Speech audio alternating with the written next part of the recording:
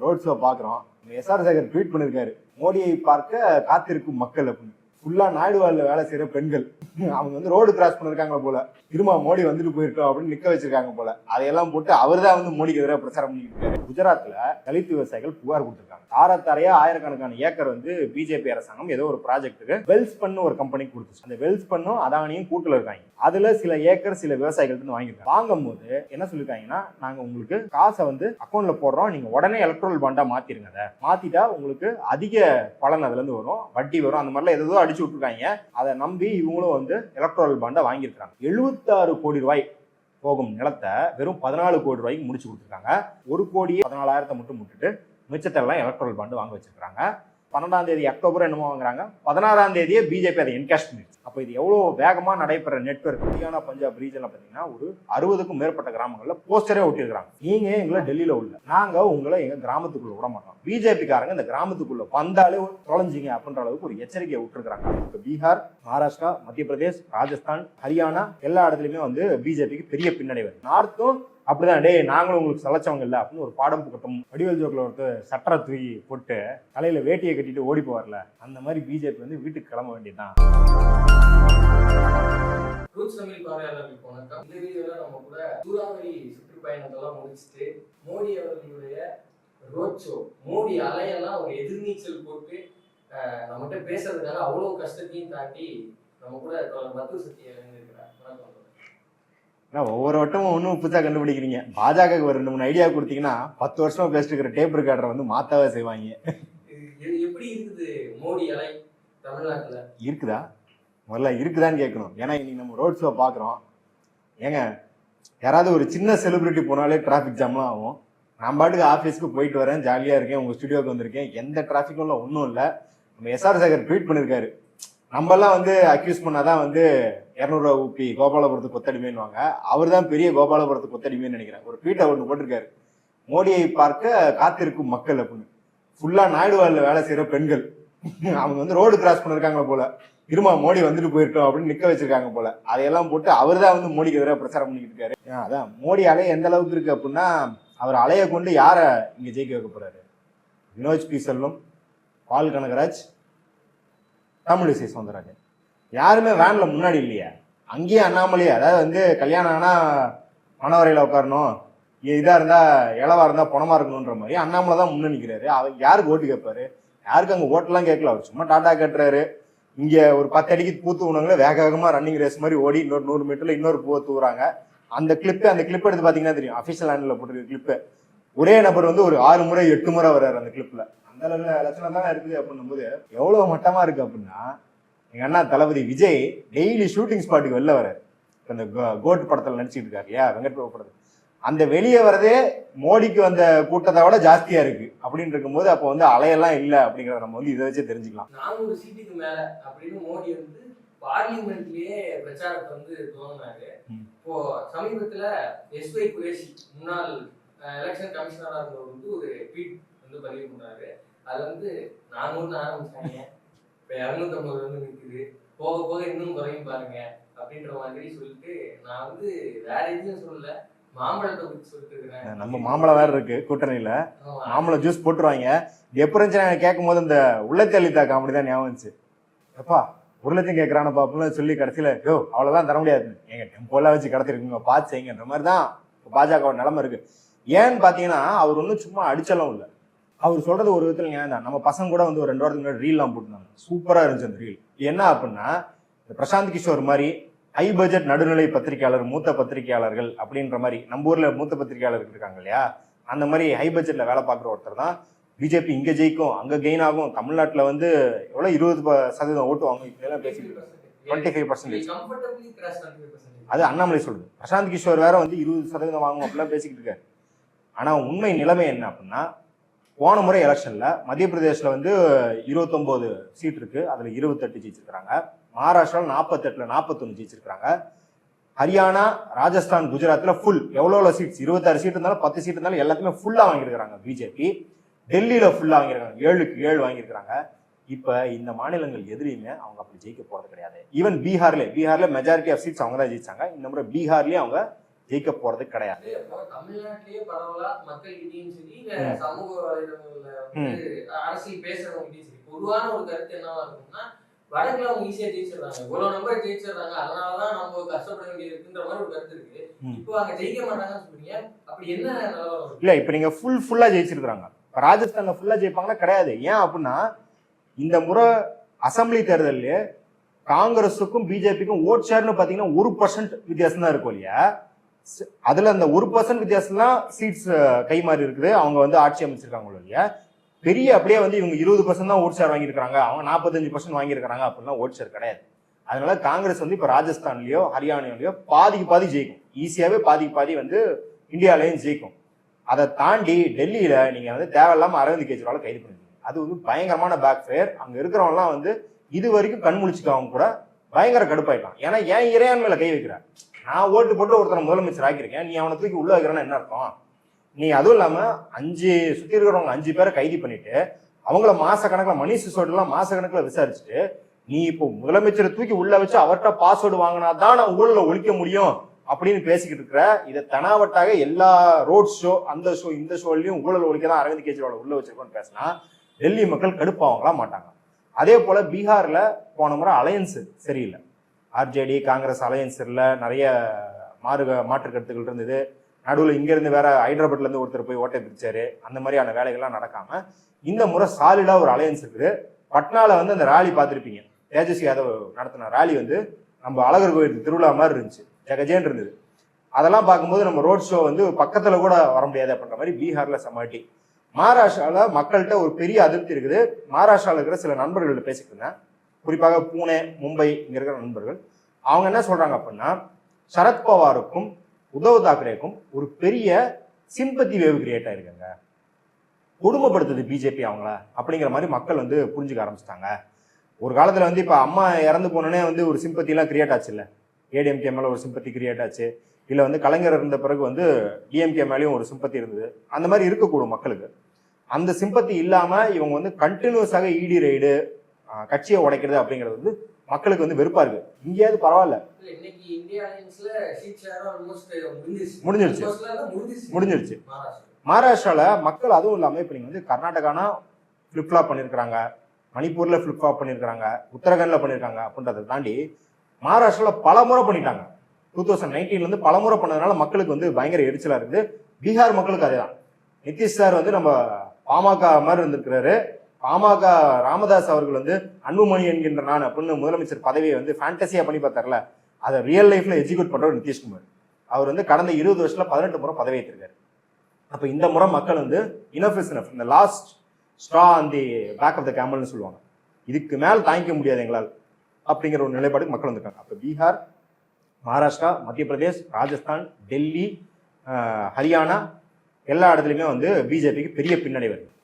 இதையும் தாண்டி குஜராத்லயே போன முறை 26 ஜெயிச்சிருக்காங்க. இந்த முறை அதுவும் கிடையாது. அங்க இருக்கிற உயர் சாதியினர் சொல்ற ராஜ்புத்துகளுக்கு பயங்கர அதிருப்தி இருக்கு. அங்க பல உயர் சாதிகள் பிஜேபிக்கு எதிராக, ஏன்னா வந்து எக்கானமி டவுன் ஆனா அங்க இருக்கிற தொழில் முனைவோர்லாம் வந்து படுத்துதான் வேணும் அப்படின்ற மாதிரி பல அதிருப்திகள் இருக்குது. அங்க சீட் ஷேரிங்ல பெரிய பிரச்சனை இருக்கு. இவங்க தான் வந்து எதிர்த்தாப்பு கட்சியில இருந்து விலைக்கு வாங்கி உள்ள வச்சுக்கிட்டே இருக்காங்க இல்லையா, அவங்களை எங்க கொண்டு போய் சொருவாங்க, எங்க சொருகுன்னு தெரியாம ஐயோ இவனுக்கு சீட்டு கொடுத்தா மட்டும் திருப்பி போயிடுவானோ, இல்ல அவன்கிட்ட இருக்கிற ஆதரவாளர்கள்லாம் போயிடுவாங்களோ, அவனுக்கு சீட்டு கொடுக்க போய் நீங்க பாத்துருப்பீங்க சேர் கீர்லாம் எடுத்து அடிச்சு குஜராத்ல சீட் ஷேரிங் அப்போ பயங்கர கலவரமாய் பல பேர் போய் ஆஸ்பத்திரியில் அட்மிட் பண்ணிட்டாங்க. பிஜேபிக்கே இன்னைக்கு அந்த நிலைமையில தான் இருக்குது, ஹாஸ்பிட்டல் அட்மிட் பண்ண வேண்டிய நிலைமையில தான் இருக்குது அப்படின்னு பாக்குறோம். அப்ப இவங்க ஸ்ட்ராங் ஃபோர்ட் அப்படின்னு சொன்ன இடம் உத்தரப்பிரதேஷ்ல மட்டும்தான் அசைக்க முடியாத மாதிரி ஒரு பலத்தோட இருக்கும் இல்லையா. மற்ற எல்லா இடத்துலயும் நீங்க அந்த ஹிந்தி பெல்ட்னு சொல்ற இடம் அடி வாங்கிருச்சு. குறிப்பாக விவசாயிகள் போராட்டம் வந்து ஒரு பெரிய ப்ளோ தான். ஏன்னா நீங்க வந்து ஒரு பாசிச அரசு, கொடுங்கோல் அரசு, என்ன பண்ணாலும் மோடியை நிறுத்த முடியாது, சிஏ மாதிரி இந்த ஒட்டுமொத்த நாட்டின் குடியுரிமையா மாத்திர சட்டம் வந்தா கூட அதை எடுத்து போராட்டம்னா நாங்க அசல்ட்டா டீல் பண்ணிட்டு போயிடுவோம்னு சொன்னோம். மோடியவே 3 சட்டத்தை திரும்ப வாங்கி வச்சிருக்காங்க. திரும்ப வாங்க வச்சது இல்லாம இப்ப வேற போராட்டம் பண்ணிருக்காங்க. அதுல வேற மோடி ஐயா ட்ரோனை வச்செல்லாம் குண்டு போட்டிருக்கிறாரு, ஆயுதங்கள்லாம் கொண்டு வந்து இஸ்ரேல்ல இருந்து ஆயுதம் கொண்டு வந்தது, அதானி தயாரிச்சு கொடுத்த ஆயுதம் எல்லாத்தையும் வந்து டெஸ்ட் பண்ணிருக்கிறாரு.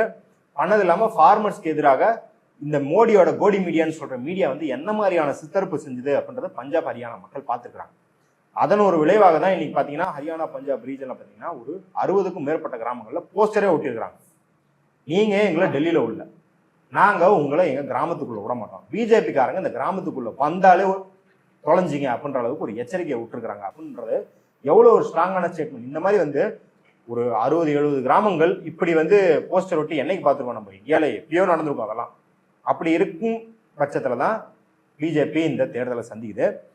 நான் கூசாமல் 400 சீட்டு அப்படின்னு சொல்லிக்கிறாங்களோ இல்லையா, அந்த 400 சீட்டு வரப்போறதுன்னு அவங்களுக்கு தெரியும். அதை தான் வந்து குரேஷ் வந்து எளிமையாக நம்மளுக்கு சொல்லியிருக்கிறாரு. ஆனா இப்ப தொடர்ந்து பிரஸ்ஸையே சந்திக்காத பிரதமர் மோடி அப்படின்ற குற்றச்சாட்டுலாம் தொடர்ந்து பேசிட்டு இருக்கோம். இப்போ இந்த கேம்பெயின் ஆரம்பிச்ச டைம்ல வந்து வெவ்வேறு இடத்துல தமிழ்நாட்டிலே கூட இன்டர்வியூ கொடுக்குறாரு. சமீபத்துல அசாம் ட்ரிபியூனுக்கு வந்து இன்டர்வியூ கொடுக்குறாரு. தொடர்ந்து பிரஸ் எல்லாம் சந்திக்க ஆரம்பிச்சிட்டாரு. அது வந்து ஒரு மீம் போட்டிருந்தாங்க. இப்போ ராஜவேல் நாகராஜனுக்கு 2 பேர் ஏத்தாப்புல உட்காந்துருப்பாங்க, சவுக் சங்கருக்கு 2 பேர் ஏத்தாப்புல உட்காந்துருப்பாங்க. அந்த மாதிரி மோடிஜிக்கு 2 பேர் ஏத்தாப்புல உட்காந்துட்டு அவர் ஹரியரன்லாம் தெரில. நான்லாம் ஒரு காலத்தில் அவர் வந்து அது என்ன விஜய் டிவியில் ஒரு ஷோ வருங்க, அந்த ஷோவில் வந்து பேசி பார்த்து நான் வந்து அப்படியே சில்லறையை சதற விட்டுருக்கேன். அவர் வந்து கேட்குறாரு கூச்சமே இல்லாமல் மோடிக்கிட்ட, சார் முன்னாடி இருந்த பிரைம் மினிஸ்டர்களோட நீங்கள் வந்து தமிழ் மீது அவ்வளோ பற்று கொண்டு இருக்கிறீங்க, தமிழ் மக்களை ஈஸியாக கவர்றீங்க, உங்களுக்கு தமிழில் பிடிச்சது எது, மொழியா கலாச்சாரமா, அட்லீஸ்ட் உங்களுக்கு பிடிச்ச படம் எதுனாவது சொல்லுங்க. அது வந்து அர்ணாப் கோசாமி வந்து ஒரு இன்டர்வியூல கேட்பாரு. அவர் வந்து எதிர்கட்சியை பார்த்து கேட்பாரு, இது வந்து ஒரு ஜேர்னலிஸ்டோட கேள்வியா இல்ல அந்த ஆளோட பிஆர் கம்பெனி கேள்வியாயா அப்படின்னு கேட்பாரு. அதுதான் ஞாபகம் வந்தது. நீங்க வந்து இதை வந்து இன்டர்வியூ, இதை நான் மக்கள்கிட்ட பேசுறது அப்படின்னா இது உங்களுக்கு புரியல, இது பேக் ஃபயர் ஆகுது. அவர் அந்த எலக்ட்ரல் பாண்ட்ல கொடுத்த ஆன்சர் ஆகட்டும், அவர் இடிக்கு கொடுத்த ஆன்சர் ஆகட்டும், எதுவுமே யாருக்குமே சாட்டிஸ்ஃபை பண்ணல. உதாரணத்துக்கு நீங்க யாரை கவர போறீங்க, ஏற்கனவே குழப்பமா இருக்கிறவங்கள நீங்க கவர போறீங்க அப்படின்னா அதுக்கு தெளிவான பதில் தரணும். உங்க ஆதரவாளர்கள் ஏற்கனவே அதெல்லாம் கண்டுக்கல, அவங்களுக்கு உங்க ஆதரவாளர்களுக்கு திட்டவட்டமாவே தெரியும் நீங்க அதிகார துஷ்பிரயோகம் பண்றீங்கன்னு. என்ன அப்படின்னா இதை பண்ணறதுக்கு தகுதியான ஒரு மோடி நான் நம்புறான். ஒண்ணுமே இல்லை, இப்ப நான் வீடியோ போட்டாலோ நீங்க வீடியோ போட்டாலோ நம்மள வந்து கொத்தடிமையெல்லாம் திட்டுறது ஒரு பக்கம் இருக்கும், 200 ரூபா ஊப்பின்னு ஒருத்தன் திட்டுவான். ஆனா ஒரு 10 பேர் என்ன சொல்லுவான் அப்படின்னா திருப்பி மோடி தான் ஆட்சிக்கு வர போறாரு, ஆட்சிக்கு வந்தா உங்களை எல்லாம் புதுக்க போறாரான்னு கமெண்ட் போடுவான். அப்படின்னா என்ன அர்த்தம், அவனுக்கு தெரியுது மோடி என்ன பண்றாருன்னு தெரியுது. அதே போல பாஜக ஊழல் அற்ற ஆட்சின்னு சொல்லுவான். ஆனா ஒரு மாநில தேர்தல் முடிஞ்சு அமித்ஷா பிளைட்டை புக் பண்ணோடனே அமித்ஷா வந்துட்டாரு, எத்தனை எம்எல்ஏக்கள் தாவரான்னு பாரு அப்படின்னு. இவனுக்கு தெரியாத இதெல்லாம் ஊழல் பண்ணி தான் வருது, காசு கொடுத்து தான் வாங்குறாங்க. என்ன எம்எல்ஏக்கள்கிட்ட போய் நீ வந்து தர்க்கம் பண்ணி அவங்கள சித்தாந்தத்துக்குள்ள கொண்டு வந்து அவங்களெல்லாம் இங்க கொண்டு வரியா, காசு கொடுத்தா வாங்குறான்னு பிஜேபி ஆதரவாளருக்கு தெரியும். அப்படி இருக்கும்போது இந்த இன்டர்வியூட பர்பஸ் என்ன, இந்த இன்டர்வியூ குழப்பத்தில் இருக்கவங்கள ஏதாவது பேசி கவர்ந்து கொண்டு வரணும். இப்ப ராகுல் காந்தி பண்றாரு, குழப்பத்தில் இருக்கவங்கள கூட வென்றெடுக்கும் போது ராகுல் காந்தி மேல இருந்த விமர்சனங்கள் என்ன, காங்கிரஸும் மிதவாத பார்ப்பனியம் தான், அதனால அவங்க இந்த ஓபிசி எஸ்சிஎஸ்டினாலாம் அவங்க கண்டுக்கதான் ஆனா அப்படின்றது. இப்ப ராகுல் காந்தி அது நிஜமாலுமே உள்ளிருந்து நம்புறாரோ இல்லையோ, அவர் செயல் மூலமா இல்ல கேள்விகளுக்கு பதிலளிக்கும் விதத்துல அவர் அந்த ஓபிசி எஸ்சிஎஸ்டி ஆதரவு இல்ல அவங்க அந்த மக்களுக்கு போராடும் தோழர்களையும் வென்றெடுக்கிறதுக்கு ஒரு முயற்சி பண்றாங்கல்ல, அந்த மாதிரி இந்த இன்டர்வியூ என்ன இருந்ததுன்னா ஒன்றும் கிடையாது, சும்மா ஃபேன்சி ட்ரெஸ் காம்படிஷன் மாதிரி ஒரு வேட்டியை போட்டு வந்துட்டு அந்த எவ்வளவு மட்டம்னா அந்த ஸ்கிரிப்ட்ல வேட்டியை காம்ப்ளிமெண்ட் பண்ணுன்னு சொல்லியிருப்பாங்களாட்டுக்கு ஹரிஹரனுக்கு. அவர் வந்தோடனே சொல்றாரு, சார் நீங்க வேட்டி போட்டு வந்திருக்கீங்க, நான் தான் வெள்ளக்கார மாதிரி கோட் சூட் போட்டு வந்திருக்கேன் சார் அப்படின்னு. எப்பப்பா ஜேர்னலிசம் என்ன அப்படின்னு ஒரு ஸ்கூல் ஆரம்பிச்சு கற்றுக் கொடுத்தீங்கன்னா நாங்களாம் போய் கற்றுக் கொடுத்து வியாபாரம் பண்ணுவோம் நாங்களும் அப்படின்னு இருந்தது. இப்போ இந்த அசாம் ட்ரிபியூனுக்கு கொடுக்கப்பட்ட அந்த பேட்டி வந்து ஒரு விமர்சனத்துக்குள்ள இருக்கு. அதுல குறிப்பா மணிப்பூர் விஷயத்தை பத்தி அவர் சொன்னாரு, உரிய நேரத்தில் வந்து கவர்மெண்ட் இன்டர்வெயின் பண்ணாங்க. இது அகமதாபாத் ஸ்டேடியத்தில் வந்து ஃபைனல்ஸ் பார்த்ததா இல்லை எப்படி இன்டர்வெயின் பண்ணாங்கன்னு எனக்கு புரியல. ஏன்னா நீங்க வந்து மணிப்பூர் அங்கே பத்தி எரிஞ்சும் போது ஒரு 19 ரேலி 6 ரோட் ஷோ இப்படியெல்லாம் வந்து பண்ணீங்க கர்நாடகாவில். மோடி மட்டுமே, நான் வந்து கட்சியை சொல்ல, மோடி மட்டுமே பண்ணது இவ்வளவு. அதே போல இங்கேயும் பாருங்க, அவர் எவ்வளோ இந்த ஏதோ ஒரு கூத்தாடி காரியத்துல கண்ணார்ப்பம் அப்படின்வாங்க இல்லையா, அந்த மாதிரி அசாம் ட்ரிபியூனுக்கு பேட்டி தர்றாரு. கேள்வி மணிப்பூரை பத்தி எல்லாம் இருக்குது. அங்கேயும் என்ன பண்றாரு, அவருக்கு ஒரு ஸ்கெடியூல் இருக்கு. 2 வாரத்துக்கு முன்னாடி கச்சத்தீவை பத்தி பேசணும், ஸ்ரீலங்காவை ஒம்பளுத்தோம், சரி வரல, ஸ்ரீலங்கா ரொம்ப ஈஸியாக முடிச்சிட்டாங்க, அவங்க வந்து ஒரு பெரிய எதிர்ப்பு தெரிவிக்கல, 50 வருஷம் பழைய மேட்டர் எதுக்கு இப்போ பேசிக்கிட்டு இருக்காங்க அப்படின்னு முடிச்சுட்டு போயிட்டாரு. சரி அது செல்லுபடி ஆகல. அடுத்து என்ன பண்ணாரு, ராஜ்நாத் சிங் இவரும் வந்து பாகிஸ்தானுக்கு எதிராக பேசுனாங்க, நாங்கள் வந்து அவங்க டெரிட்டரிக்குள்ளேயே போய் அடிப்போம் அப்படின்னு பேசுனாங்க. யாருமே வந்து கண்டுக்கவே இல்லை. எத்தனை காலத்துக்கு தானே இந்த புராணத்தையே திருப்பி பாடுவீங்கன்ற மாதிரி மக்கள் வந்து அதை கடந்து போயிட்டாங்க. விமர்சிக்கலாம் கூட கிடையாது, கடந்து போயிட்டாங்க மக்கள். முன்னாடி மாதிரி வந்து ஜெய்ஹிந்த் அப்படின்னு 3 கலர்ல ஃபிளாகை வச்சு ஃபயர் விட்டு அதெல்லாம் எதுவுமே பண்ணல. ஏன்னா இந்த மாதிரி பேட்டிகள் முன்னாடி கொடுக்கும்போது பார்த்தீங்கன்னா உங்க வாட்ஸ்அப் குரூப் ஃபேமிலி குரூப்ல வரும், பெருசா எழுதி கீழே வந்து ஜெய்ஹிந்த் அப்படின்னு ஒரு 3 கொடியை போட்டெல்லாம் வரும். அந்த மாதிரிலாம் யாருமே பண்ணல அப்படின்னு என்ன பண்றாருன்னா இந்த பெட்ல மியான்மரை உங்களுக்கு மியான்மர்ட்டு நாங்களும் திருப்பி சொல்லிக்கிட்டே இருக்கோம், அங்க இருந்து மக்களை ஊடுருவ விடாதீங்க, எங்களுக்கு பெரிய பிரச்சனையாகிட்டே இருக்கு, அதுக்கு முதல்ல அங்கே அமைதியை நிலைநாட்டுங்க நீங்க அப்படின்லாம் சொல்றோம். அதை அவங்க பண்ண மாட்டாங்க. அதை பண்ணா எல்லா பிரச்சனையும் இங்க முடிஞ்சிடும், அதுக்கு நான் வந்து ஸ்டெப் எடுக்க போறேன் ஆட்சிக்கு வந்து அப்படின்லாம் சொல்றாரு. நீ அதாவது கஞ்சிக்கே வழி இல்லை இதுல புட்டுக்கு பழம் கேக்குதாங்கிற மாதிரி மணிப்பூரே உங்களால கண்ட்ரோல் பண்ண முடியல. இதுல இவர் போய் உக்ரைன் போற நிறுத்துறாராம், மியான்மர்ல அமைதியை நிலைநாட்டுறாராம். இதெல்லாம் வேடிக்கையா இல்லையா? அதுக்கு தான் இந்த இன்டர்வியூ என்ன சொல்றோம் அப்படின்னா, மோடிஜி தயவு செஞ்சு நீங்க வந்து பேட்டி கொடுக்கல அப்படின்னு இருக்கு இல்லையா, அதை அப்படியே வச்சுக்கிடுங்க. நீங்க எவ்வளவுக்கு எவ்வளவு பேட்டி கொடுக்குறீங்களோ அவ்வளவுக்கு எவ்வளவு 10 சீட்டு குறையதான் போகுது அப்படின்றத நம்ம சொல்றோம். முக்கியமா நம்ம பேசணும், எல்லா ஸ்டேட்லயும் பேசணும். ஜார்க்கண்ட் ஏன் நம்ம வந்து பிரதமர் பத்தி பேசலாம், அங்க கொஞ்சம் சீட்டு கம்மியா இருக்குது. ஆனா அங்கேயுமே மெஜாரிட்டி சீட் வந்து என்டிஏ அலையன்ஸ் தான் போன மாதிரி ஜெயிச்சுது. அதுலயும் இப்ப பாத்தீங்கன்னா ஹேமந்த் சோரனை தூக்கி உள்ள வச்சோன்னு பயங்கர பேக் ஃபயர் ஆங்க. அங்க வந்து ஒரு ஜார்க்கண்ட் சென்டிமெண்ட் வந்து ஸ்ட்ராங்கா இருக்குது, அதை அவங்க நல்லாவே பிளே பண்றாங்க. எப்படி ஒரு தமிழ்நாட்டுக்குன்னு ஒரு சென்டிமெண்ட், தமிழன் அப்படின்ற உணர்வு இருக்குமோ அந்த மாதிரி ஜார்க்கண்டுக்குன்னு ஒரு சென்டிமெண்ட் இருக்கு, அதை அவங்க நல்லாவே பிளே பண்றாங்க எதிர்கட்சியினர். அது பிளே பண்றாங்க அப்படின்றத விட அது ஹர்ட் ஆயிடுச்சு. ஏன்னா நீங்க வந்து அரெஸ்ட் மட்டும் பண்ணல, அரெஸ்ட் அப்போ கேவலமா ஏதோ ஒரு சில ஏக்கர் அட்டாச் பண்ணிட்டு ஏதோ அதை கூட வாங்க வழி இல்லாதவர் அப்படின்ற மாதிரி அவரை வந்து கேவலப்படுத்துறது. அதுக்கப்புறம் ஒரு 6 மாசம் கழிச்சு வேற எங்க இருந்தோ கொண்டாந்து சொட்டா கொண்டாந்து இப்போ கேஸ்ல அட்டாச் பண்ணிருக்கீங்க அப்படின்றது மக்களுக்கு ரொம்ப அப்பட்டமாக தெரியுது. நீங்க வந்து டிவி ஃப்ரிட்ஜ் எல்லாம் அட்டாச் பண்ணிருக்காங்க. இப்ப என்ன அதுலதான் பாருங்க, அதுதான் இங்க ஒரு பெரிய கேள்வி என்ன அப்படின்னா, எவ்வளவு சாதிய வன்மத்தோட அவங்க செயல்படுறாங்க அப்படின்றதான். ஏன்னா உள்ள தூக்கி வச்சோன்னு சுதீர் சௌத்ரி என்ன சொல்றான், just like an adivasi would go back to the forest, Hemant Soren is going to jail அப்படிங்கிறான். அதாவது ஒரு ஆதிவாசி திரும்ப காட்டுக்கு எப்படி செல்வானோ அதே போல ஹேமந்த் சோரன் ஜெயிலுக்கு போவான்னு சுதீர் சௌத்ரி பேசுறான். அது வந்து பல பிஜேபியினர் அதை ரீட்வீட் பண்றாங்க, ட்விட்டர்ல ட்ரெண்ட் ஆகுது, எல்லா வாட்ஸ்அப்லயும் அது பறக்குது. அப்போ அந்த மக்களுக்கு வந்து எவ்வளோ ஒரு ஹர்ட்ஃபுல்லா இருந்திருக்கும், அவங்க தெரிஞ்சுக்கிட்டாங்க, ஓ பிஜேபி இப்படிதான் இவ்வளவு கேவலமா தான் நம்மளை பாக்குது அப்படிங்கிறது. அதனாலதான் பாருங்க, நீங்க ஒரு ஒரு பார்ப்பன முதலமைச்சரை கைது பண்ணி உள்ள வச்சா ஃப்ரிட்ஜ் எல்லாம் அட்டாச் பண்ணுவீங்களா? அவனுங்க அதை பேசுறானுங்க. அதாவது நம்ம சொல்றோம் இதை நீங்க வந்து ஒரு அனுமானத்துல சொல்லணும், இல்ல அவங்க பேசுறாங்க. அவன் என்ன கேட்கறான்னா, அவர் BMW கார் வச்சிருக்காரு, இவருக்கு எஸ்டி ரிசர்வேஷன் தேவையான்னு கேட்கறான் இந்த ஷோல. அதை ஆமான்னு அனுமதிக்கிறாங்க. ஆமா இதுக்காக தான் இடபிள்யூஎஸ் கொண்டு வந்தோம் அப்படின்ற மாதிரி பல பாஜகவினர் பேசும்போது, அப்போ உங்களோட ட்ரூ இன்டென்ஷன் என்ன அப்படிங்கிறது எல்லாத்துக்கும் அம்பலமாகுது. அரவிந்த் கெஜ்ரிவால் விஷயத்துல அம்பலமாகுது.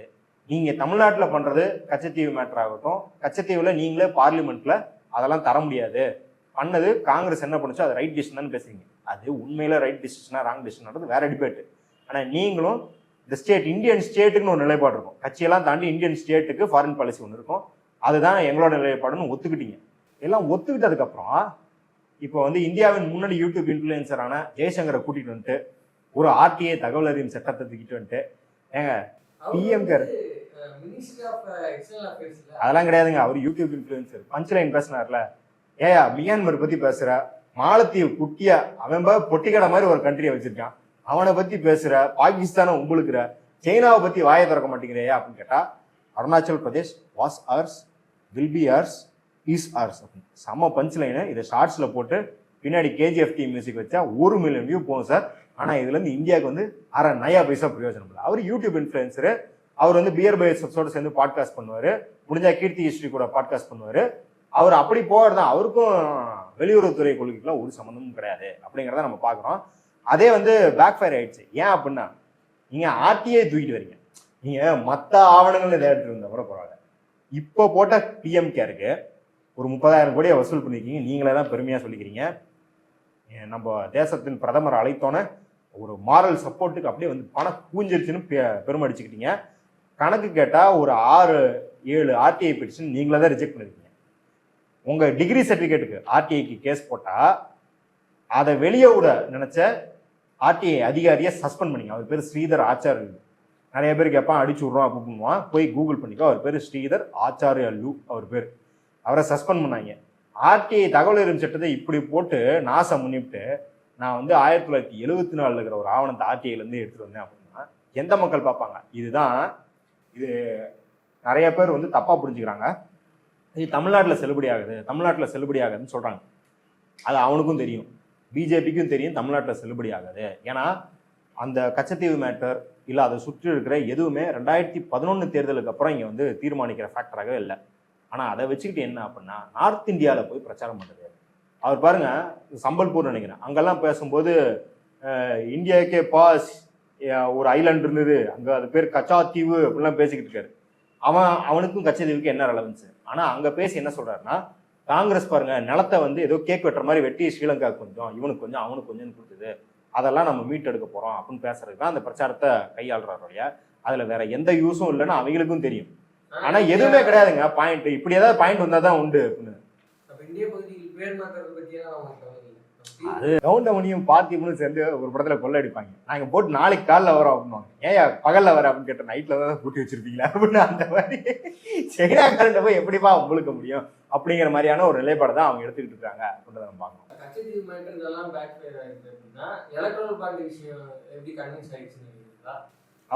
அவர் சொன்ன பதில் வந்து ஒரு அசாத்தியமான பதில். அவர் என்ன சொல்லியிருக்காருன்னா, எலக்ட்ரல் பாண்டு கொண்டு வந்ததுக்கு அப்புறம் தான் மக்களுக்கு இன்னைக்கு வந்து யாருக்கு கொடுத்துருக்கான்னு தெரியுது.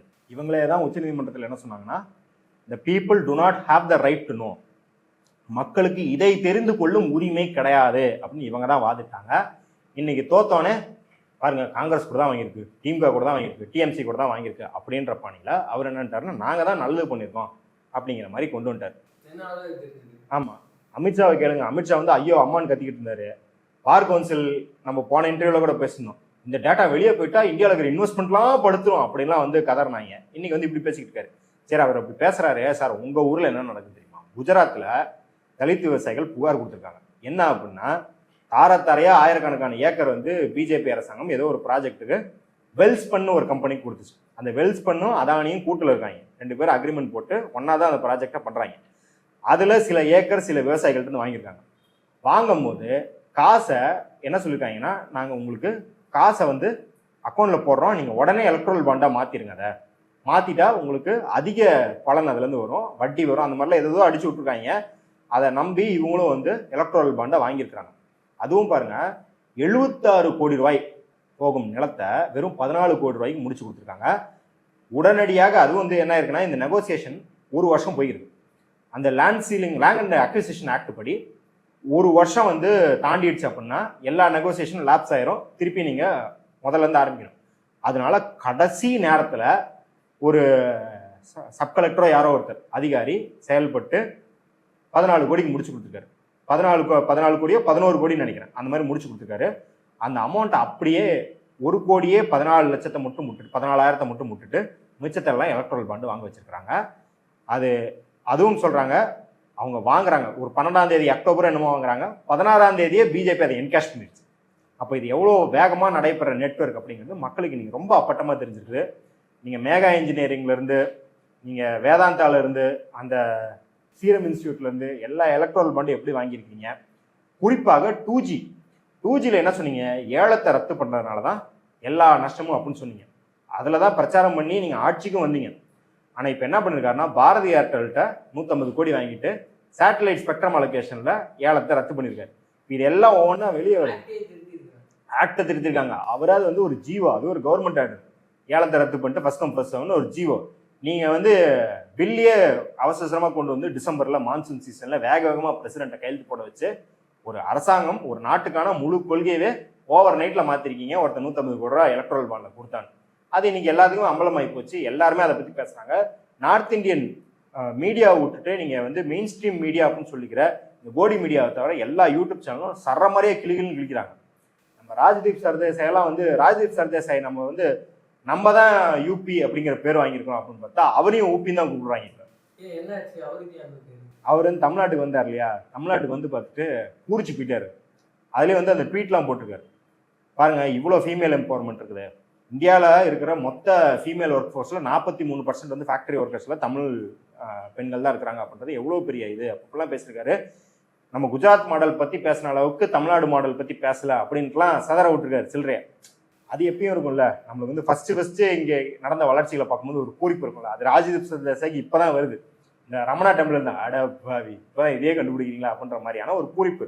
அதுவும் இங்கே வந்துட்டு அவர் தேர்தல் களத்தையும் பார்க்குறாரு. கோயம்புத்தூரில் அவர் பிஜேபி பார்க்குறாரு, அந்த கட்சி இந்த கட்சி எல்லாத்தையும் பார்க்குறாரு. பார்க்கும்போது அவருக்கு திமுக பிரச்சாரம் வந்து பயங்கர குதூகலமாக, ஏதோ சிறந்த மாடல் திராவிட மாடல்லாம் அவரையும் சொல்ல வச்சு அது ஒரு மாதிரி குஷி ஆகிட்டாரு.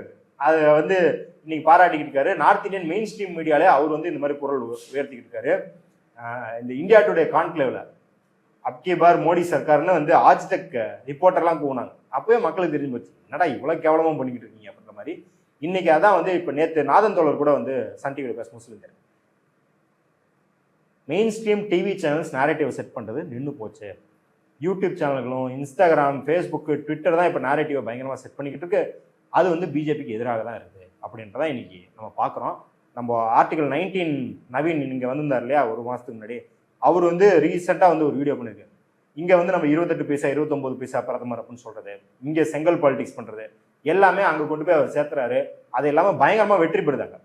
எல்லாமே இங்கே பிஜேபிக்கு உழுவுற அடி, கர்நாடகாலேயோ கேரளாலேயோ உழுவுற அடி அங்கே வந்து பயங்கரமாக வரவேற்படுது. ஒன்றும் இல்லை, பினராயி விஜயன் ஒரு பேட்டி கொடுத்துருக்காரு. அதில் வந்து கேட்டிருக்காங்க, ஏங்க நீங்கள் தான் கூட்டணியில் இருக்கிறீங்களா கேரளாவுக்கு வெளியே, உள்ள ஏன் கூட்டணி இல்லாமல் எதிர்த்தா நிற்கிறீங்கன்னு அவர் வந்து ஒரு தக் லைஃப் பதில் கொடுத்துருக்காரு. என்ன சொல்லியிருக்காருன்னா, இல்லை நாங்கள் கூட்டணி இருந்தால் பாஜக வந்து 2வது இடம் வந்துடும், அவங்களுக்கு 2வது இடம் கூட வரக்கூடாதுன்றதுல நாங்கள் கண்ணு கருத்தமாக இருக்கும் அப்படின்றத ஹிந்தி சப்டைட்டில்ஸ் போட்டு அங்கே பயங்கரமாக பரப்பிக்கிட்டு இருக்காங்க.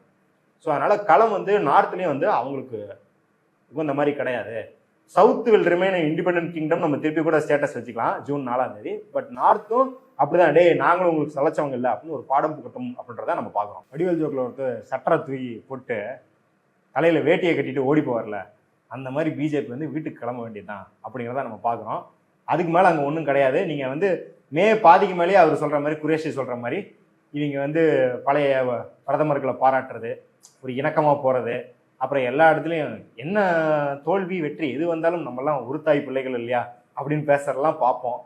ஜூன் 4ஆம் தேதி அதுக்கு ஒரு முடிவும் கட்டிடும் அப்படின்றத நம்ம பார்க்கணும். நீங்க சொல்றதெல்லாம் வச்சு மோடி இலை அப்படிங்கிறது நாட்டில் சுனாமியா வர போகுதா இல்லை வந்து தென்பகுதியில் இருக்கிற மாதிரி உள்வாங்க போகுதா அப்படிங்கிறத பொறுத்து பார்ப்போம். இவ்வளோ நேரம் எங்கள் நேரங்களுக்காக நேரத்தை பல்வேறு கருத்து